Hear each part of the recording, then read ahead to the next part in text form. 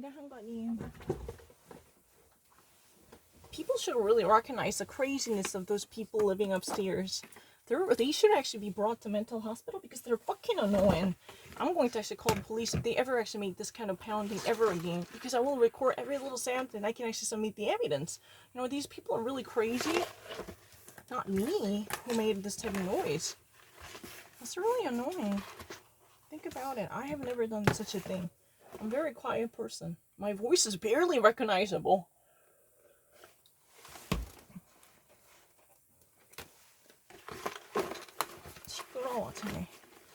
They're slamming and banging the door. They're really kind of crazy people. It's really, really annoying. I really actually wish I could actually live in a very quiet and civilized country. It's really, really annoying. Otherwise, why would I ever actually complain about it?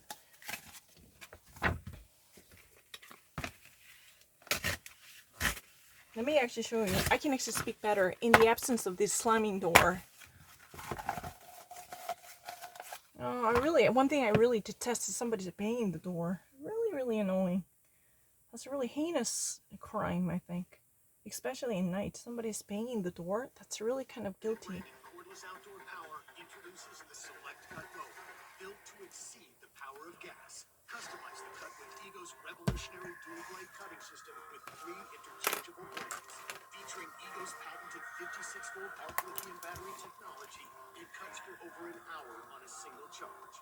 And touch-drive self-propelled technology makes it effortless. The Ego Select Cut mower.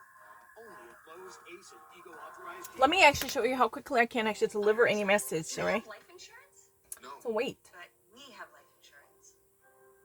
John. I'm trying to find something we can afford.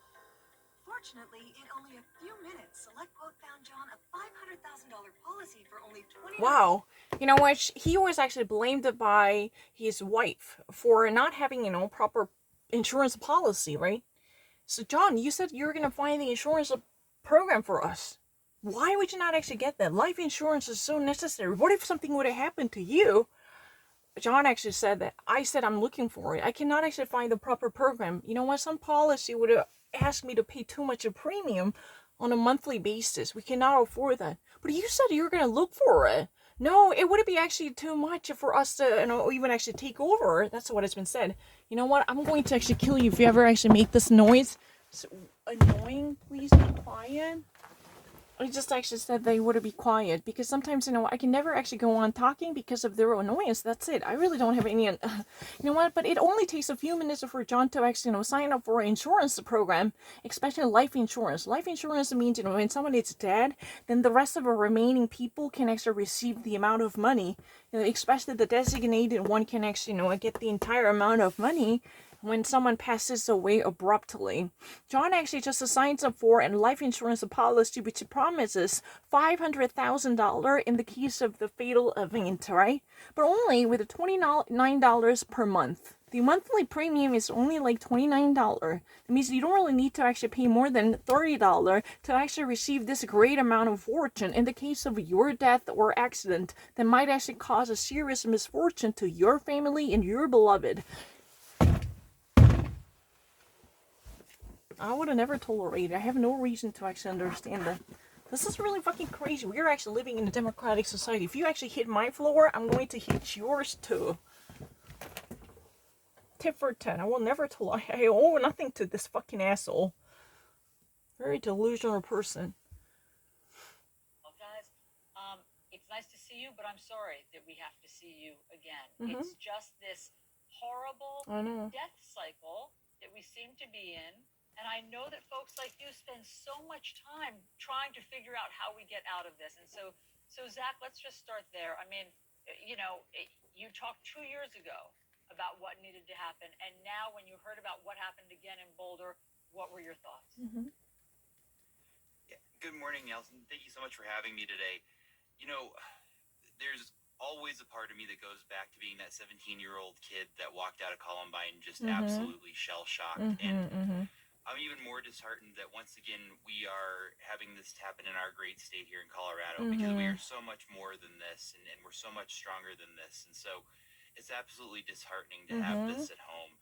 And then to, the last time we were on the show, it was a shooting at an elementary school, the STEM school in Highlands Ranch, Colorado. So this recurring cycle is just absolutely heartbreaking. And echoing what I said 2 years ago almost, is that we were greeted with screams and cries of never ever again 22 years ago, and yet here we are just 2 years later, and as you alluded to, 1,100 mass shootings have taken place. And then finally, I would also just say that we're in a place where inaction is no longer an option.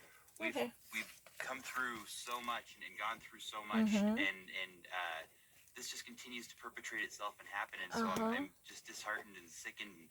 Watching the last segment with your last guest, I remember that feeling of this can't possibly happen to my friend, or this can't possibly happen to this person, and this can't possibly happen in our community. And here we are with those shocked faces on TV yet again. It's just absolutely disheartening and sickening. It is. I mean, those are the feelings that all of us. So you know what? It's very easy for me to actually understand that. Allison actually said, "I'm so sorry to see you guys. She hasn't done anything terribly wrong to him. Why she would say sorry? It's a very, very regretful. The circumstances somehow brought us back together to share our ideas on these kind of mass shootings again, because Jack, his name is Jack Cartile. He is a survival of Columbine mass shootings." Right? Columbine mass shooting actually took place 22 years old. When he was like 17 years old, he was a Columbine high school student who somehow managed to survive the terrible Columbine shooting, right? So, the circumstance is very devastating. 2 years ago, there was, a similar type of gun shooting in Colorado. That was at the time around the elementary school in a ranch. That was really the event that eventually brought Jack Cardia to be on CNN again to talk about this, sadness and devastation, and also the horrifying survival anecdote with Alice Camarada. 2 years ago, they actually had a chance to talk about these issues, and they actually shared their feelings on the shooting event that just took place at the time. So right now, because of the, another Colorado shooting incident that took place in Boulder. Boulder is really the Colorado city, right? Colorado's one city. If my understanding is correct, Boulder is the state capital of Colorado. Am I getting it correct? Boulder, Colorado. But, let me actually say many things. In the first place, why he was on TV. Because he was a survival of Columbine shooting that took place many years ago in Colorado. Columbine High School is a very famous place. When we first think about the mass shooting, would it ever possibly take place inside the schools where children were supposed to study, right? That was almost the very beginning of this mass shooting that took place inside the educational buildings, right? Because of that, he was already actually on TV many years ago. But, he was, again, 2 years ago, he had a chance to talk to Alice Camarada on CNN. Why? Because there was an elementary school shooting incident in Ranch, Colorado. That was actually what happened at the time. He was summoned up again to share his feelings and his devastation. And he said it's a very disheartening, it's a very devastating, it's heartbreaking, it's a gut-wrenching. Why? Because, Colorado, it's so much more than mass shootings. Again, we actually face this type of devastation because of the latest Colorado incident that took place in Boulder. If you ever actually have a good memory of what just happened, right? At least 10 people were killed because of the Colorado mass shooting that occurred in the city of Boulder in Colorado. What Jack said is really like this. Our people in Colorado are so much better than that. They were actually so much stronger than this type of bullies who actually pick up a gun to kill other innocent people. Or we are so much more than, we have a greater power and a capacity to live a better life than these. That means, we should actually boost our morale by looking after each other's back. And we need to at least imbue each other with a positive message in time of difficulty. But one thing for sure is inaction is no solution. What does that mean? When we've been actually seeing this over and over again, how many times have we said no more, enough is enough? We've been actually trying to fix our gun control laws. We're gonna actually, strengthen our background checks. And how many times have we actually heard this history? We've been done there. We've been gone there. We've been actually gone to the concert. We've already bought the ticket, and we've already gone to the concert. We've already bought the souvenirs. Sick and tired of dealing with the same conversation over and over again. Every single time something happened. How many times, you're going to actually see this again in the future too?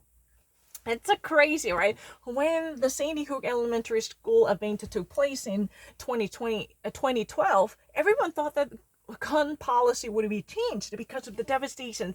That was for the first time these elementary school kids were killed. But you know what? 2 years ago in Colorado, a similar type of event occurred. Even though it was not really that serious. The Sandy Hook event was really almost like a crazy issue that killed so many, almost like 26 different children were killed, including the principal called Dawn. Dawn was the principal, the headmaster of the Sandy Hook Elementary School, and that was actually, triggered by crazy, disturbed mindset called Adam Lanza. Even I should remember his name, Adam Lanza. He was a disturbed mindset who actually picked up the gun and who unloaded bullets to kill 26 different people, including so many different children. And also the principal headmaster, whose name is Dawn, in Colorado, in Connecticut. This time in Connecticut, but it was never been actually mentioned. But at that time, people really thought that, this would be done. Or even actually 2 years ago, in a similar type of elementary school shooting event happened in Ranch, Colorado. People thought that enough is enough. Everything would actually be changed. At least the people are going to pay attention to this issue. So you know what? We have in such a capacity to make difference in the face of the challenges. That was what everyone thought. But nothing happened. So, remaining quiet and doing nothing would never be the solution to this issue anymore. No one would abide that taking no action will eventually help us better navigate through this, crazy mass violence. No way. We need to at least adopt to strengthen the gun law policy, or we need to at least secure background checks to see whether this person has a mental issue, or this person has a mental history, or this person has obtained a gun illegally. We need to at least, enforce a law that would make the difference. That's what has been actually mentioned by the Cardiel. Is that Cardiel, right? Cardiel. Yeah, right. He actually emphasizes that the resilience of Colorado people are so much better than they have so much power and resilience to actually, at least, survive this mass violence, not just physically, but spiritually. They're not going to be broken down because they have a resilience and internal resources so much better than this. Very much stronger than that. We will eventually find a way to overcome this, because we shall overcome this. That's really the sentiment. However, there should be a practical solutions to this. It's really enough for us to say enough is enough. We need to at least, pass a legislative piece that should never wither on the shelf. Because sometimes, any type of a proposal would be caught in the bureaucratic red tape, or it would eventually actually die down on the shelves without actually being legislatively adopted. And that's a problem, right? We need to actually, gather our people's power to have this bill or any proposal passed by the legislators.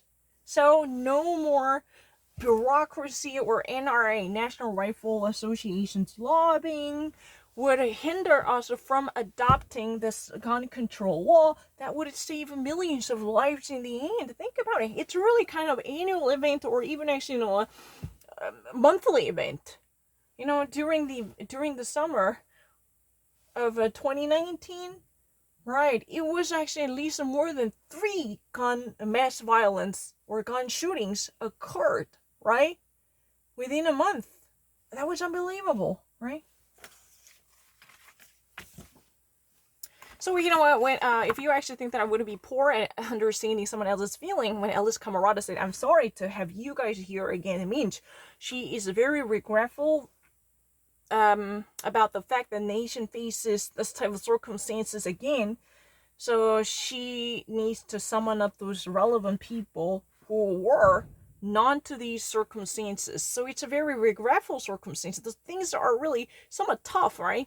Because, we, all of us probably wish we would have never experienced this again. So we would actually stay away from each other. So you and I should never actually brush upon your painful memories ever again. So that, how idealistic that might be, but that's what we want to have, right?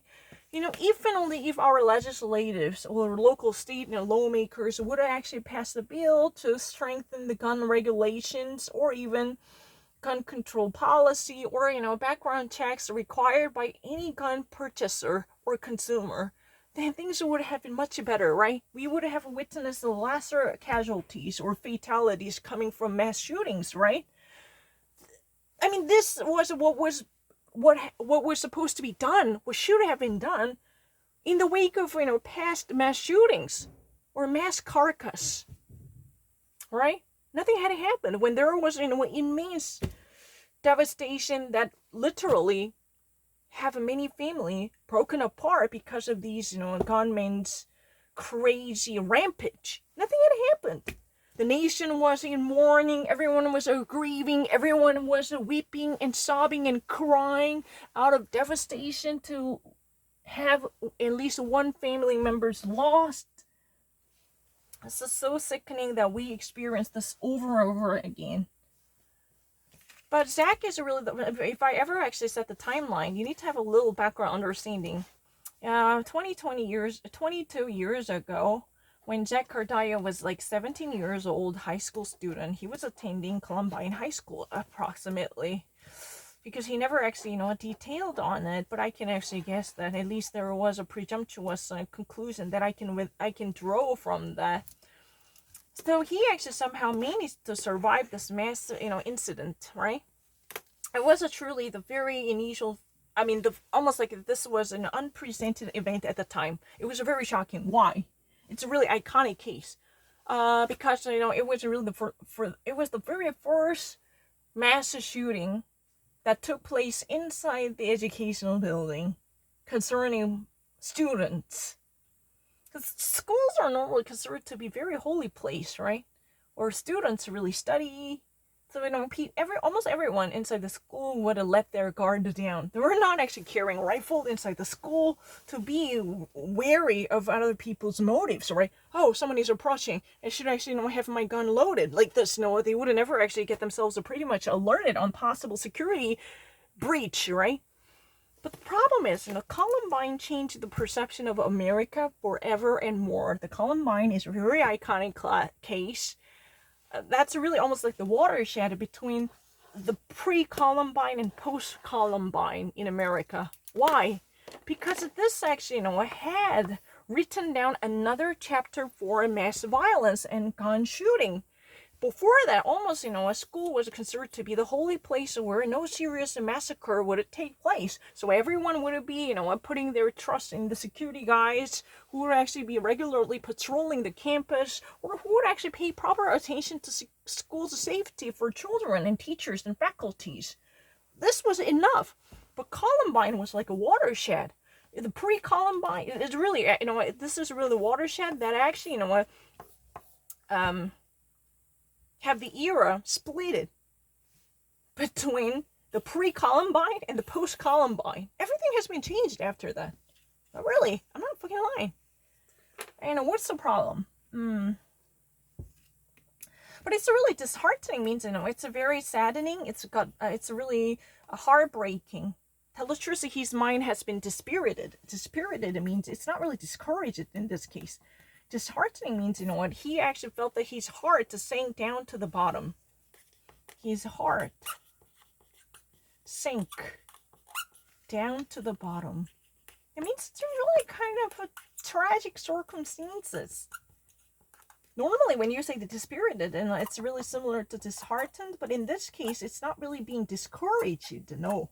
In this case, disheartened means his heart sank down to the bottom. He felt very sorry. He's still grieving that this kind of event took place because, he thought that was enough. The last time when he was summoned up, when he was interviewed by CNN's, Alice Camerata on the recent, at that time, latest, gun violence that took place about 2 years ago in his home state, Colorado, he thought that that was enough. You know, the nation would have definitely pay attention to this as much as the Columbine events, and everyone would actually be pretty much warned about the possible danger of loosened up gun control, right? He thought that that would actually make another change. He would actually, you know what? He thought that that would have turned the page around. No, that was not the case. Nothing had been done. That's really the reason why he said that inaction is no longer the choice and option. That means, you know what, taking no measures would never be allowed. Think about it. Every single time something like this happens, like, you know, Sandy Hook, or even actually, you know what, the Pulse nightclub. Do you remember the Pulse nightclub? You know, when or El Paso, the Walmart, El Paso. The Pulse, by the way, Pulse nightclub is in 2017. Frederick's mother was actually, you know, there in the United States too. It took place in Florida. Pulse in a nightclub is for a gay community, very popularly beloved by homosexual population in the region.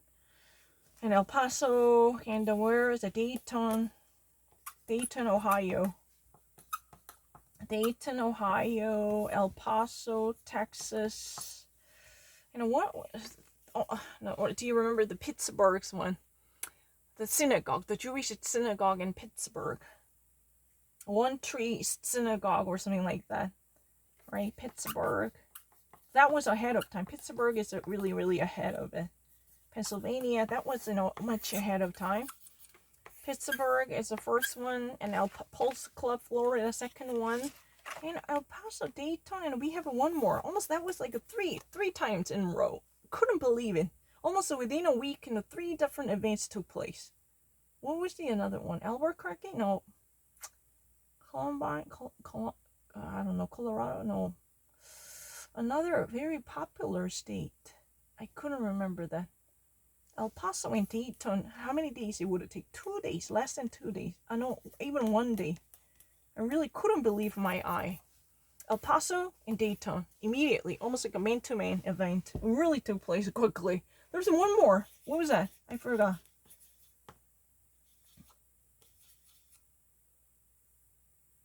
I remember San Bernardino, and also I remember, what's that? You know, that in California there was a certain garlic festival. There was a crazy guy who picked up the gun, or even actually Las Vegas one. But it's really kind of 2019. We had a Dayton and Pittsburgh and one more. What's that one? Dayton, Ohio, Pittsburgh, Pennsylvania, and one more. I can't. I'm so sorry. I really can't. I even actually remember the garlic festival in California that year. It was like a summer in 2019. I don't really actually know this is a specific reason. It's not San Bernardino, but there is a very small town in California. There was a garlic festival. I remember that. What's that? El Paso, Dayton. One more. Where was it? I don't know. I don't really know. But the thing is, you know, that's not really important. But he believes, you know, people of Colorado are so much stronger than that. So they could actually definitely overcome this difficulty. So, but this time, you know what? You know, and he also actually confessed to his sorrow that his home state wouldn't be remembered in this way. Because within a few years there was another one. And anyway, you know, Colorado has been registered as really almost like the origin of the modern day school shooting. Right? Because of Columbine. You know, everyone would remember what Columbine means. Right? So he's really actually feeling sad, but he believes that he believes in the inner resources of human power of his home state. You know, Colorado people are so much better than that. So, but the thing is, there should be more close association with the local politics to at least, you know, crack down on very improper acquirement and acquisition of ammunition. That's a very important. These type of munitions should be controlled with the more of regulations, so no mentally disturbed or unqualified figure should obtain a gun in improper context. All right, Mandalay that's a Las Vegas, but I'm talking about El Paso, Texas, and those are really 2 things. Walmart, right? Walmart. Yeah, really, those two events that took place in Walmart, El Paso, Texas, and Dayton, Ohio. But one more. Where was it? It's really famous. It's Dallas? No. Was that Dallas? No. Dallas, Texas? No. I don't know. Where was it? I don't know. Pennsylvania, that's a really One Tree Synagogue. That's many years ago. New York, no. Oh, I can't. Can someone help me? Ugh, I really can't. I'm really sorry.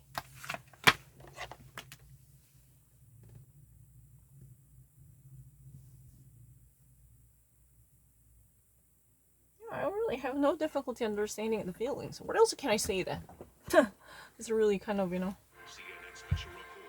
The pandemic doctors speak out. I never actually had it, and I will actually explain it in one sentence after another. Right now, new jobless claims are near the lowest level since the start of the pandemic. And CNN's chief business correspondent, Christine Romans, joins us with the new numbers. What are you seeing? Well, let's look at this trend here. I mean, you can see for the first time of the entire pandemic, you have numbers that are below 700,000 per week for jobless claims. 684,000 is the official number.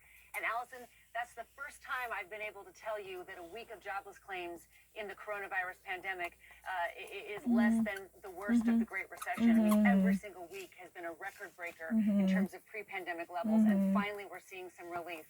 A couple of things going on here. The weather is getting a little bit warmer, allowing for safe outdoors activities. There's progress on the vaccine front, and there's optimism among economists that Main Street's going to be able to turn the page here, and the job market's going to start to improve a little more rapidly.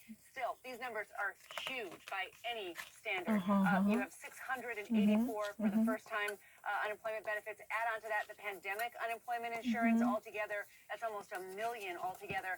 And in program, every single kind of jobless claims program, you've got 18.9 million people, Allison, who are relying on the government for some sort of a job income replacement check here. So that is still a long ways to army go. of Americans who have been dislocated from their job in this pandemic and are still in a lot of trouble. Hopefully this is a sign we are turning the page and that the spring will be better.